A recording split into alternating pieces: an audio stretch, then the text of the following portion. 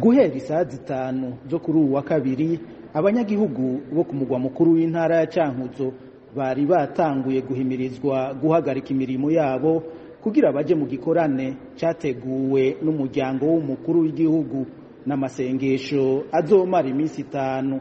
Ubuzi bwa leta bwari bwahagaze no mu bitaro hakorwa ibikorwa bibayabaye nk'uko umwe mu bakozi ba leta bivuga. Cyabereye mu Cankuzo nta bikorwa biriho bose niyo bagiye rero brem no ku bitaro hasigaye bagira ama diligence bose bagiye asha byorose bete n'itegeko bashaka gutegeka mutereza ugenda mu bikorero twabo kwari uko nyene mu mamangazine no mu masoko bategetswe kugara kugira ngo baje mu gikorane. Nta soko yabaye uyu munsi yaremye, amasoko yose yugawe.